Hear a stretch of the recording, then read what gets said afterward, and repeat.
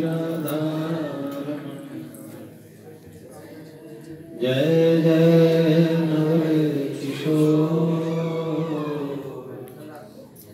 जय गोपी चोर प्रभु जय श्री भक्त भक्ति भगवान चतुर नाम इनके पद वंदन किए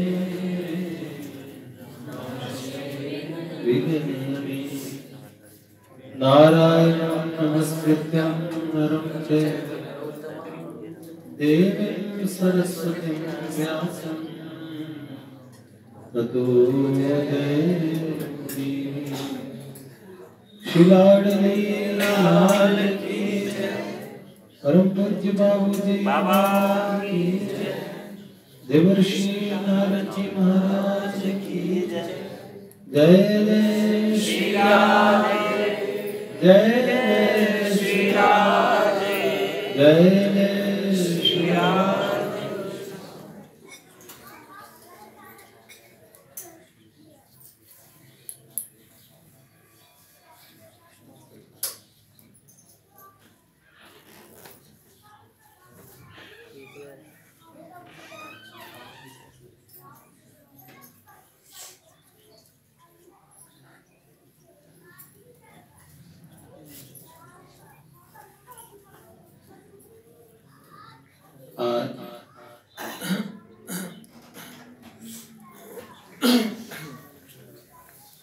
आज ऋषिकेश में पूज्य डॉक्टर भैया का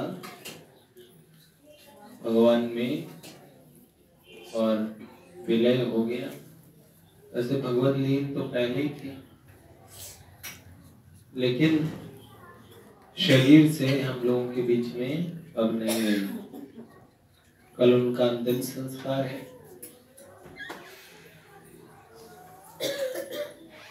इस बार बहुत उनका प्रेम मिला। हम 5-7 दिन रुके तो उनके पास नित्य जाना होता था।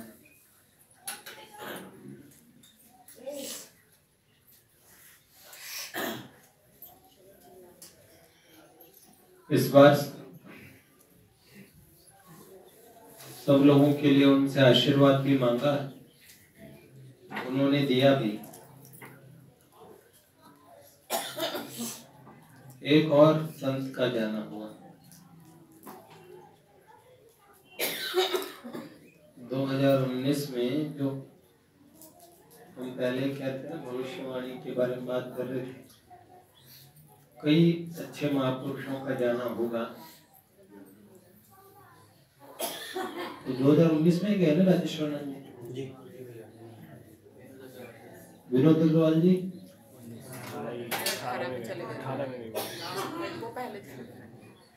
हाँ, लेकिन दिसंबर लास्ट में इसी एक वर्ष में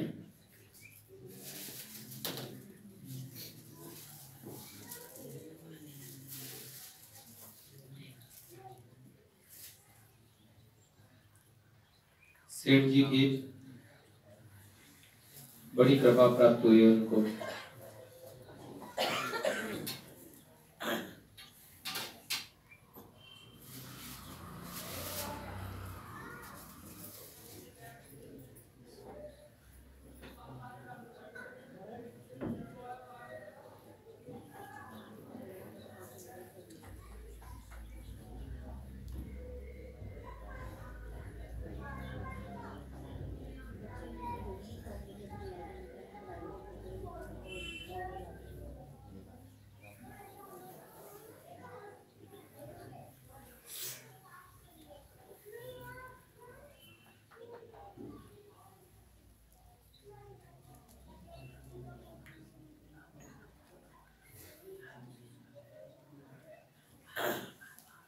क्या कह रहे थे अमृत जी?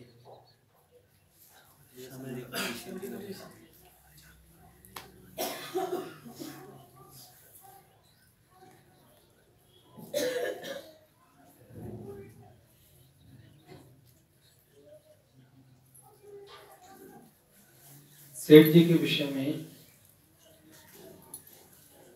बहुत वार्ताएं इस पुस्तक में है।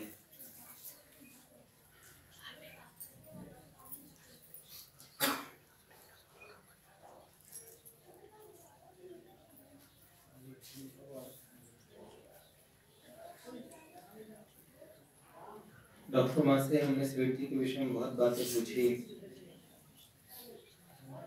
अभी कुछ दिन पहले भी हमने आपको सुनाई थी ये बात। नित्य के सत्संग में किस तरह डॉक्टर माँ सेठ जी ने उन्हें रूम नंबर 10 में अलग से समय दिया था, जिसमें उनके प्रश्नों का उत्तर देते थे। हिमालय में तपस्या करती थी। जिस काल में स्त्रियों को छूट नहीं मिलती थी, उस काल में उन्होंने डॉक्टर की पढ़ाई की, विदेश में जन्म हुआ, लेकिन डॉक्टर बनने के बाद में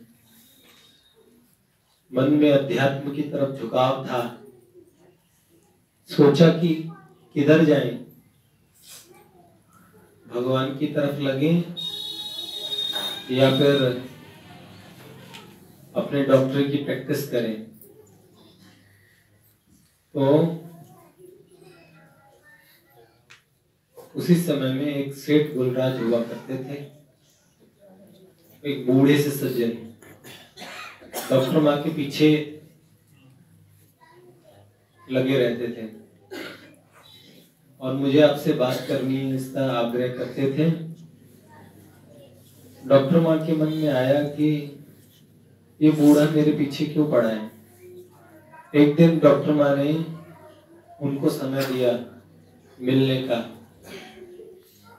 तब कनॉट प्लेस के एक पार्क में बैठे, वहीं उन्होंने कहा मेरे सामने बैठ जाओ बेंच पे, और डॉक्टर माँ से बातचीत शुरू की। उसी पीरियड में उन्होंने अपने नेत्रों से पहले कुछ प्रश्न पूछे और फिर अपने नेत्रों से शक्तिपात किया। उसी समय ब्रह्म ज्ञान का अपरोक्ष अनुभव करा दिया, ब्रह्मानुभूति। तो उसी समय एक तरह से भगवत प्राप्ति हो गई, तत्व का ज्ञान हो गया। 5-6 महीने तक बॉडी कॉन्शियसनेस में नहीं रही। अपूर्व आनंद, अनंत आनंद। अब की बार अपने मुंह से बता रही थी कि चांद सितारों से भी परे वृत्ति जाए, अनंत की तरफ, अनंत का अनुभव, असीम का, अनंत आनंद, अखंड आनंद, ऐसे आनंद का अनुभव हुआ।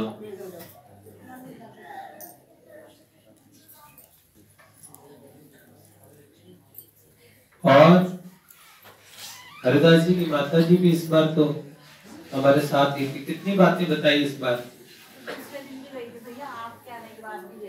हाँ, संडे में आप आ गए थे, फिर रात को गई थी। मेरे से भी बहुत बातें करी उन्होंने। कहीं कह रही आप सलवार कुर्ता पहनती हो, आप मुजफ्फरनगर के हो, सब बहुत बातें इतनी अच्छी कर रही थी। पहली बार वो बहुत, हाँ मतलब पहले गए थे हम, तो पहले उनकी तबीयत खराब थी, तब मेरे से मतलब दर्शन ही हुए थे कई साल पहले। इस बार तो अभी 10-12 दिन तो हुए, 27 तारीख को मिले उनको। 10-12 दिन ही हुए। हाँ 26 को मिले, अब 27 को मिले। देख लो, अब कैसे बोल रही थी कि बस जो होगा अच्छा ही होगा। मैंने पूछा था ऐसे बोल रही थी ना। हाँ इस बार बोला, मैंने कहा भगवान आपको कष्ट, ऐसे कुर्सी पर बैठे बैठे ले जाए, ऐसे ही बोला था। आज चेयर पे बैठे बैठे ही गई। हाँ ऐसे ही बता रही थी। आज दोपहर में 3-4 बजे 2 झटके लगे और झटके से ही ब्रह्मलीन हो गई। कल ये गिरधारी मुझे चित्र दिखा रहा था उनका, डॉक्टर माँ का है, फिर चित्रों में रह जाते हैं। महापुरुष तो चले जाते हैं, हम लोग उनका चित्र देखते हैं,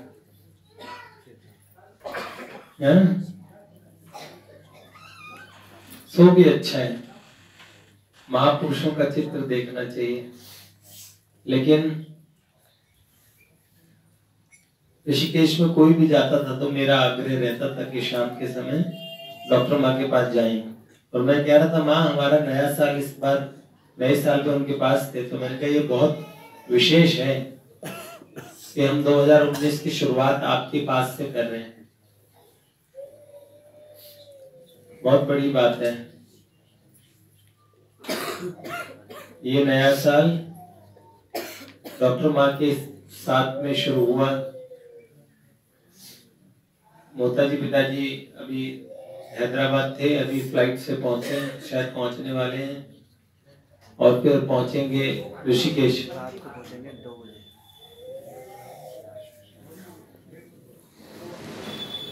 कौन है? 4 बंदे एयरपोर्ट से जाएंगे सीधा ऋषिकेश। रो रहा है क्या? क्या जाना मुजफ्फरनगर तो गए, शायद वहाँ से गाड़ी आ गई, शायद मैंने ऋषिकेश से फिर पिताजी सुबह रिटर्न आएंगे, फिर हमें वहाँ जाना। तो ये एक महापुरुष का जीवन वृत्त समापन हुआ है। अद्वैत प्रभु के पिताजी भी आज गए, बहुत दिनों से कष्ट पा रहे थे कैंसर से और परेशान थे। तो आज इतने दिन से भगवान से प्रार्थनाएं चल रही थी और इतने कष्ट से तो भगवान शरीर का संवरण कर दें,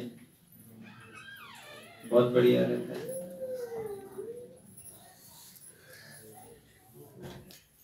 चलिए आगे सेठ जी के चरित्र में बात करते हैं। रामेश्वर लाल जी जालान के साले के परिवार में किसी बहू को प्रेत ने पकड़ रखा था, काफी दिनों से तंग कर रखा था। सेठ जी भागलपुर गए थे। रामेश्वर लाल जी ने सेठ जी को उनके घर बुलवाया। सेठ जी ने समय दिया, आने में विलंब हो गया। उनके घर में कोई स्त्री बोली, यहाँ भूत प्रेत रहते हैं, सेठ जी यहाँ क्या आएंगे। इतने में सेठ जी घर में प्रवेश करते दिखे और कहा, समझ लो आज आपके घर भगवान आ गए और भूत प्रेत भाग गए। लो। सेठ जी ने कहा, बुलाओ किस पर प्रेत है। आने पर गंगाजल हाथ में लेकर कोई मंत्र पढ़कर उस पर छिड़का। उस प्रेत ने कहा, मेरा उद्धार हो गया, मैं जा रहा हूँ। बाद में रामेश्वर लाल जी ने सोचा कि भूल हो गई, उस प्रेत से पूछते कि वह कौन था और कैसे आया। फिर उस स्त्री से बात की तो उस प्रेत ने आकर बताया, मैं वैष्णव मंदिर में पुजारी था, मंदिर में चोरी करता था, इसलिए प्रेत बनना पड़ा। यह देवरिया मायके से मेहंदी मंडवा कर मेहंदी लगे गीले हाथों से भागलपुर जा रही थी, इसलिए मैं रास्ते में उसके साथ लग गया। अब मेरी मुक्ति हो गई, मुझे न बुलाया करें, आने में कष्ट होता है। मैंने इसे 7 भागवत के लिए कहा था, इसकी हैसियत नहीं थी, फिर भी इसने कई जगह आयोजित कथाएं वहां जाकर सुनी, फिर भी मेरी मुक्ति नहीं हुई। अब मेरी मुक्ति हो गई। सेठ जी, वो माता जी मेहंदी लगवा के बाहर जा रही थी। हमारे यहाँ कहते हैं ना, मेहंदी वेहंदी लगवा के और खुले बाल तो माताओं को साफ बना के, पर अब तो माताओं में भूतनियां भी लगी हो तो कोई फर्क नहीं पड़ेगा। देखो दाल में कुछ काला हो तो पता लगे, पर दाल काली हो तो काले का कुछ पता नहीं लगता। ऐसे किसी सही आदमी में चुड़ैल लग जाए, भूतनी लग जाए तो पता नहीं लगता है, उसमें पता लग जाता है। पर जो भूतनी जैसा ही रहती हो हरी वो उसको भूतनी लग जाए। पुराने टाइम में बड़ा सोच के चलते थे, दुल्हनों को निकलने नहीं देते थे। अब तो दुल्हन ही पार्लर से सीधा जाती है। पहले पार्लर होता है, पार्लर से जितने भी संस्कार है सब पार्लर में। दूल्हे को भी एक कटार देते हैं पास में, दूल्हा दुल्हन पे भूत लग जाते हैं ऐसा ऐसा। तो ऐसे ये प्रेत लगा था, और वो प्रेत भी ऐसा था भागवत सुन के भी नहीं गया। सेठ जी के आने पे सेठ जी ने कहा आज से समझ लो आपके घर पे भगवान आ गए और भूत प्रेत चले गए। तो प्रेत चला गया। महापुरुषों का बड़ा प्रभाव होता है। डॉक्टर माँ के जीवन में भी एक बात है, एक प्रेत था। डॉक्टर माँ हिमालय में तपस्या करती थी तो उनकी कुटिया को ताला बंद करके आती थी अपनी कुटिया को। तो अंदर से वो फूलों पर और प्रसाद पर कुछ लिख देता था। फिर डॉक्टर माँ ताला खोलती थी, उसके बाद में वो सामने लिख लिख के देने लगा। उसमें ये लिखा कि मैं तुम्हारा पिछले जन्म का गुरु हूँ, मुझसे मंत्र लो। डॉक्टर माँ ने कहा मैं आई एम नॉट इंटरेस्टेड, मंत्र लेने में मेरी रुचि नहीं है, और आप इतने गुरु बन रहे हैं तो आप सामने क्यों नहीं आ रहे। ऐसे लिखना ये सब उनका स्वभाव बड़ा अच्छा लगता था। वो सब संतों से फ्रेंडली थे। स्वामी जी महाराज वो तो मेरे बहुत अच्छे फ्रेंड थे ऐसे बोला करते थे ना, बहुत स्वामी जी तो बहुत अच्छे फ्रेंड थे। कैसे ऐसे बोला करते थे।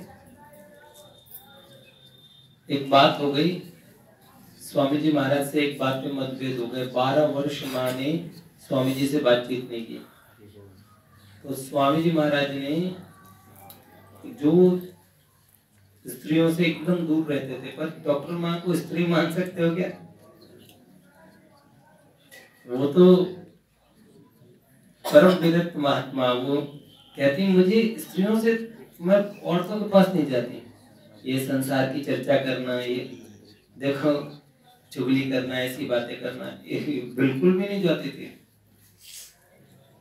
और कह रहे डॉक्टर बन के कह रहे मेरे को बुलाते थे ना, तो मैं सोचा ये भगवान ने तो मेरे को दाई बना दिया। कह रहे मैं तो भगवान का भजन करना चाहती थी। एक पेड़ की तरफ, वहां हिमालय में ऊंचा लंबा पेड़ होता था, छांव के लिए अब की बार बता रही थी ना, उस पेड़ की तरफ मुंह करके बैठ जाती थी। तो एक नाग फन करके रोज उनके मुंह के पास आता था। तो एक आदमी रोज आके देखता होगा। एक दिन डॉक्टर माँ ने आंखें खोली तो एकदम मुंह के पास में सांप एकदम सामने से एकदम उनको देख रहा था, क्योंकि पेड़ की तरफ मुंह करके माँ भजन करती थी, छांव के लिए एकदम पेड़ से सट के, और इधर सांप का मुंह, इधर माँ का मुंह। तो फिर माँ हटी, फिर सांप भी चला गया। फिर उसने कहा बहन जी आप रोज यहाँ बैठती हो और ये सांप ऐसे ही रोज आता है। सांप जो नाग है, योगियों के माथे पे और फन जिनके माथे पे फैलाए, वो या तो चक्रवर्ती सम्राट होता है या कोई महायोगी होता है। तो माँ की तो ये तरीका था बोलने का, बड़ा स्पष्ट बोलना। और समझ लो कि हमने 1 सदी के महापुरुषों को एक साथ देख लिया। उड़िया बाबा, हरि बाबा, आनंदमयी माँ। आनंदमयी माँ से कई प्रश्न पूछे माँ ने। आनंदमयी माँ ने कहा तुम हमारे परिकर में आ जाओ। तो उन्होंने कहा आप तो घूमती फिरती रहती हैं, मुझे तो बैठ के भजन पसंद है। तो न कहीं आना न कहीं जाना, विविध से भी एकांत देश में। तब आनंदमयी माँ ने कहा मैं कहाँ घूमती फिरती हूँ, मैं तो एक कमरे से दूसरे कमरे में जाती हूँ। आनंदमयी माँ की तो अनंत की स्थिति में थी, माँ जगदम्बा का स्वरूप ही थी। तो आनंदमयी माँ के परिकर में एक बार डॉक्टर माँ एक बात बता दी थी। एक कमिश्नर की लड़की दिल्ली में उनके घर में ठहरे हुए थे। वो कमिश्नर की लड़की और दूसरी लड़की को कह रही कि तुमने माँ को जूस पिलाया, जूस पिलाया, क्यों पिलाया? वो माँ का ध्यान रख रही होगी, तो कहने लगी I will hammer your head, मैं हथौड़े से तुम्हारा सिर फोड़ दूंगा। जैसे ये शब्द बोला, डॉक्टर माँ ने कहा हे भगवान, इतना रजोगुण, और ये माँ के पास रहते हैं, मेरे को तो इन परिकरों में नहीं रहना। आनंदमयी माँ से प्रश्न भी पूछे थे माँ ने। इसमें यह प्रश्न था कि आप रोती क्यों हैं? आनंदमयी माँ ने कहा नहीं, ये दुख के आंसू नहीं है, ये आंसू तो जब मेरा आनंद बहुत बढ़ जाता है तो वो अश्रु के रूप में निकल पड़ता है। तो सेठ गुलराज जी थे जिन्होंने माँ को साक्षात्कार कराया था, वो अद्वैतवादी थे, पूरे वेदांती। उनको जाके माँ ने बार बोला कि भाई जी उनका आनंद बढ़ जाता है इसलिए उनकी आंखों से आंसू निकलते हैं। तब उन्होंने कहा जो घटे बढ़े वो आनंद नहीं होता है। तो आनंदमयी माँ को जाके माँ ने दोबारा पूछा आपकी आंखों से आंसू क्यों निकलते हैं? फिर वही उत्तर मिला, जो घटे बढ़े वो भाई जी कहते हैं वो घटे बढ़े वो आनंद नहीं होता। तो माँ ने कहा उनको अंदर बोला, तो बोले नहीं वो अंदर नहीं आते, किसी के पास जाते नहीं है। संतों की जब बात करते थे तो एक एक महात्मा के बारे में ऐसे बताते थे। कुछ स्वामी जी महाराज से जब एक बात पे कोई बात पे मतभेद हो गया तो 12 वर्ष तक माँ ने स्वामी जी महाराज से बात नहीं की। स्वामी जी ने एक श्लोक एक बार लिखा, वो श्लोक भेजा। उस श्लोक में था कि धीर पुरुष, क्षमावान पुरुष और गलतियों पे ज्यादा ध्यान नहीं देते हैं। कोई अपना दोष माने, कोई अपनी गलती माने तो उसको क्षमा कर देते हैं। और सिद्धांतिक मतभेद था, मतभेद भी आप और हम लोगों जैसा नहीं। वो एक दो माइयां हैं परमार्थ निकेतन में आज भी आती है, बूढ़ी माइयां, वो पहले गीता भवन आया करती थी। तो गीता भवन में सेठ जी स्वामी जी का सत्संग होता था और वो माइयां डॉक्टर माँ के रूम में सत्संग सुनने चली जाती थी। तो स्वामी जी का प्रवचन छोड़ के वो वहां चली जाती थी। तो स्वामी जी के परिकरों ने कह दिया गीता भवन में फिर रहने की क्या जरूरत है, तो सेठ जी स्वामी जी का सत्संग नहीं सुनते, ऐसी बात कह दी। उन्होंने परमार्थ निकेतन छोड़ दिया और कहा कि हमारा तो गीता भवन इस कारण से छूट गया। तब डॉक्टर माँ को बुरा लगा और डॉक्टर माँ ने उस समय से बातचीत बंद की। 12 वर्ष तक बातचीत नहीं रही। महापुरुषों की लीलाएं बड़ी अद्भुत होती है। स्वामी राम का चरित्र हमने आपको यहाँ पे सुनाया था, मंदिर में सुनाया था, हिमालय वासी अद्भुत संतों के साए में। स्वामी राम का मैंने नाम लिया माँ के सामने, तो ऐसे बोलेगी वो जोली ग्रैंड वाला। हाँ, उसने विदेशों में बड़े चमत्कार दिखाए, मेरी तो एक बुक ले गया था, वापस ही नहीं लौटाई। मेरी किताब वापस नहीं की उसने, ऐसा करके माँ बोल रही थी। तो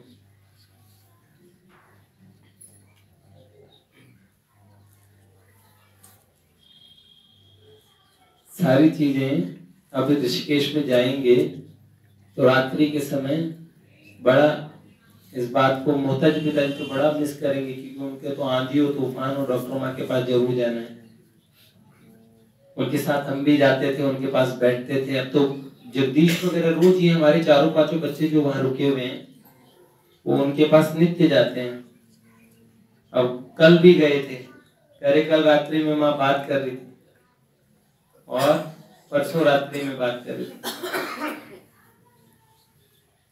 किसी को नहीं पता था कि आज का दिन नियत था उनके जाने के लिए। गुप्त नवरात्र हैं और सप्तमी तिथि है। ओहो, चलिए, वंदे महापुरुष ते चरणारविंद। भगवान से प्रार्थना करें भगवान ऐसे महापुरुषों के जीवन में दर्शन देते रहे। एक सदी के महापुरुषों को उन्होंने देखा था। श्रील प्रभुपाद को देखा, करपात्री जी महाराज को देखा, उनका सत्संग सुना, अखंडानंद सरस्वती जी महाराज को सुना, उन्हें देखा, शरणानंद जी महाराज, पूज्य भाई जी ने उनको बहुत सारे गिफ्ट किए थे, पूज्य बाबा के दर्शन किए हैं माँ ने। सेठ जी का अब की बार क्या कहा जाते समय कि मुझे अपने जीवन पे अफसोस नहीं है। हे भगवान, ये बात हम भी कह पाते? ये बहुत थोड़े लोग कह पाते हैं संसार में। क्या मुझे अपने जीवन पे अफसोस नहीं है? और फिर उन्होंने कहा जीवन की सबसे बड़ी उपलब्धि ये रही, सेठ जयदयाल गोयनका ने हमें प्रेम किया। सेठ जी ने, उन्होंने कहा, सेठ जी, डॉक्टर माँ ने कहा कि सेठ जी बहुत अद्भुत थे, बहुत अद्भुत। हर महात्मा को टेस्ट किया करते थे। अब की बार बता रही थी बाला सती जी, जो राजस्थान में बहुत प्रसिद्ध है। वो बूढ़ी माँ थी और उन्होंने जीवन भर न कभी अन्न लिया। उनके पति और शायद पुत्र दोनों, उनका निधन हो गया तो बहुत रोई। इतना रोई कि शंकर भगवान के मंदिर में शायद रोई थी और शंकर भगवान ने ये आदेश किया कि अब रो मत, दुखी मत हो। उन्होंने बोला मेरा भोजन खाना पीना कौन चलाएगा, मेरा तो कोई नहीं रहा। तो भगवान ने कहा अब से तुम्हें खाने पीने की जरूरत ही नहीं पड़ेगी। तो ना तो वो कभी जीवन में ना खाया, ना कभी पिया, ना कभी लघु शंका गई, न शौच। अब डॉक्टर माँ इस बार बता रही थी, क्या करती थी कि अपनी जीभ को पीछे कर लेती थी और उसमें 15-20 दिन में अमृत झड़ता है ब्रह्मरंध्र से, उसी अमृत से शरीर चलता था। तो सेठ जी ने कहा एक बार चेक करो कि ये सच में ये बूढ़ी कुछ खाती है कि पीती है कि नहीं, या छुप के खाती पीती है। तो 1 महीने डॉक्टर माँ के कमरे में उनको जगह दी, डॉक्टर माँ उनके साथ रहती थी। तो डॉक्टर माँ ने देखा 1 महीने तक तो डॉक्टर माँ के पास रही, तब भी उन्होंने ना कुछ खाया ना पिया। और डॉक्टर माँ ने एक दिन उनका पेट कहा कि आप अपना पेट मुझे दिखाइए। वो कपड़े में उन्होंने अपने पेट को लपेटा हुआ था और देखा पेट था ही नहीं उनका, एक झिल्ली खाली चमड़ी की और फिर सीधी हड्डियां थी, आंतें चिपक चुकी थी। ब्लड प्रेशर नापा, ब्लड प्रेशर बहुत कम था, हार्ट बीट बहुत कम थी, पर शरीर में इतनी ऊर्जा थी कि बद्रीनाथ पैदल चढ़ के चली गई पहाड़ पे। और माँ कहती गंगा जी में बैठ जाती थी रात्रि में, तो गंगा जी के उस चट्टान पे रात को बैठी और सुबह तक बैठी रहती थी। उन्होंने इस तरह से अपना पूरा समय निकाल देती थी। बहुत भजन, उनको बाला सती जी कहते हैं। तो डॉक्टर माँ से बहुत बात करती थी, बहुत, और किसी से ज्यादा घुलती मिलती नहीं थी। कह रही उनकी एक कमजोरी थी, एक कनस्त्री घी। वो घी उनके मंदिर में, वहाँ उनका मंदिर था भगवान का, उस मंदिर में प्रकाश के लिए वो घी, अखंड ज्योत के लिए, अखंड ज्योत के लिए घी की जरूरत पड़ती थी। तो डॉक्टर माँ ने कहा हम उन्हें उनके लिए वो घी भिजवाए थे उनके मंदिर के लिए। तो बड़ी प्रसन्न हुआ थी इस बात से। तो संतों का अद्भुत जीवन चरित्र होता है। आज वो हमारे मध्य में नहीं है।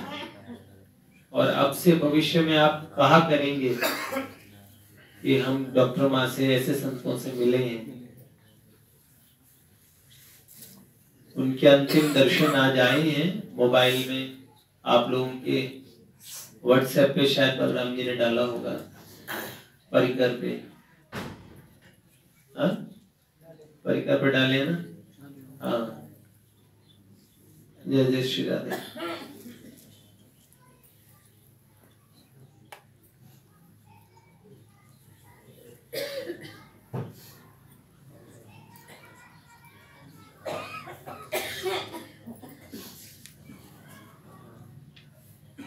और कुछ सुनाई?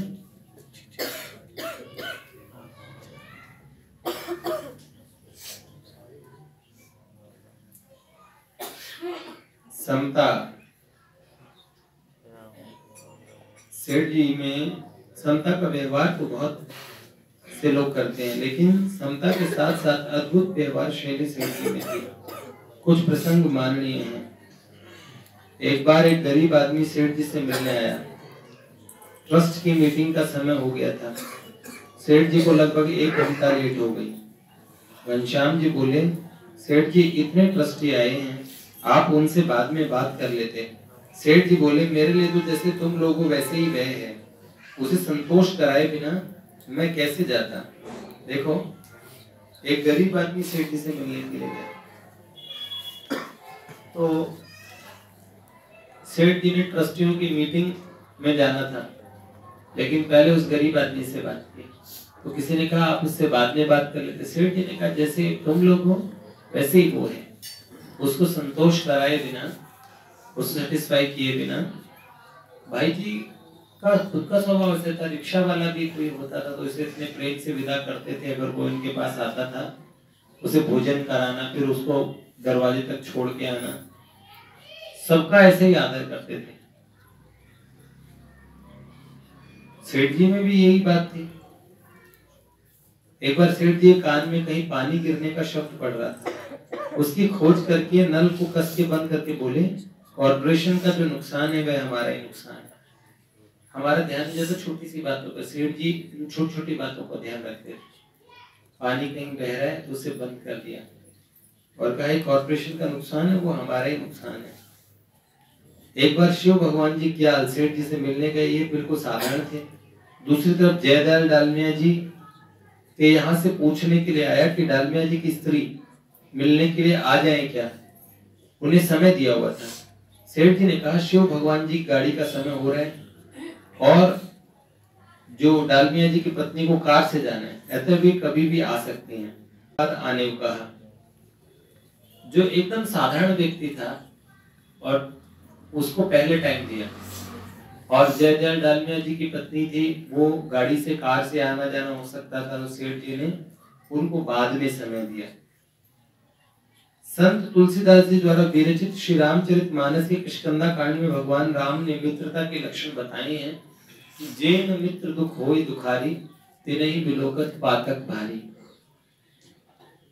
जो मित्र के दुख से दुखी नहीं होते, उनको देखने में बड़ा पाप लगता है। तुलसीदास जी ने कहा, भगवान ने सुग्रीव को कही थी ये बात, जेन मित्र दुख होई दुखारी। तो सेठ जी कहते थे, जो न शत्रु दुख होई दुखारी, तिनहि बिलोकत पातक भारी। मित्र का दुख ही देख के दुखी होना नहीं, शत्रु का दुख देख के भी दुखी होना चाहिए। हम खुश होते हैं, आपके शत्रु के साथ कुछ हो जाए तो आप कैसा फील करेंगे? ठंडक मिल जाएगी। बस जब तक ये ठंडक है तब तक हमें संतोषित स्वभाव नहीं बन सकता। भगवान सबका मंगल हो, सब सुखी रहे, कोई दुखी ना हो। पर एक व्यक्ति थे ना जिन्होंने शंकर भगवान से तपस्या की और पड़ोसी से बड़ा चिढ़ते थे, तो शंकर भगवान प्रकट हुए तो उनसे कहा था वर मांगो। तो उन्होंने, भगवान शंकर ने कहा कि जो वर मांगोगे उसका दुगना तुम्हारे पड़ोसी को दूंगा। तो उस व्यक्ति ने अपना दुख अपने आप को दुखी करके भी ये चाहा कि कैसे पड़ोसी का नाश मिट जाए। उसने भगवान भोलेनाथ से कहा कि बाबा मेरी एक आंख फोड़ दो, मैं एक आंख से काम चला लूंगा। मतलब कि शंकर भगवान को उसकी दोनों आंख फोड़नी पड़ेगी पड़ोसी की। बाबा एक टांग तोड़ दो, मतलब उसके दोनों टूट जाएंगे। और बाबा मेरे 3 वरदान मांग लो, कहा कि उसका डबल उसको दूंगा। और बाबा ऐसा करो, मेरे घर के बाहर 2 बड़े बड़े गहरे कुएं, अंधे कुएं 300 फीट के, वो खुदवा दो। क्योंकि खुद तो काना होगा, लंगड़ा होगा, और काना आदमी देख तो लेता है, लंगड़ा लंगड़ा के चल भी लेगा, और 2 और कुएं खुद जाएंगे तो वो कुआं बचा के चले जाएगा। और उसके घर के बाहर 4 कुएं खुद जाएंगे और वो अंधा होगा, रपट रपट के चलेगा, तो किसी एक कुएं में तो जरूर गिरेगा।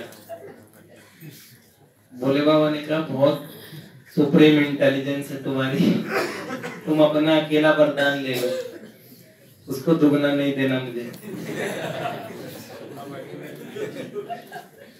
तो अब बताओ, जेन शत्रु दुख होए दुखारी, तिनहि बिलोकत पातक भारी। शत्रु का दुख देख के भी दुखी होना चाहिए।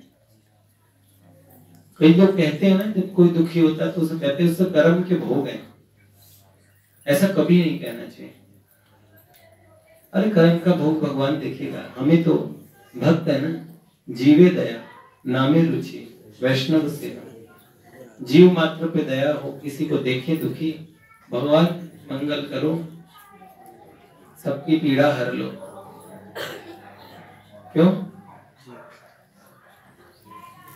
बस लास्ट और सुन लीजिए, तो कल सुनेंगे। एक बार सेठ जी के छोटे भाई का पुत्र शांत हो गया। छोटे भाई का बेटा मर गया, घर में सब लोग रो रहे थे। तो सेठ जी वहां गए, इतने दुखी होने लगे, इतने दुखी हुए, व्याकुल हो गए, जैसे अभी गिरे अभी मरे। सारा घर सेठ जी को चुप कराने लग गया। सेठ जी शांत नहीं हो रहे थे।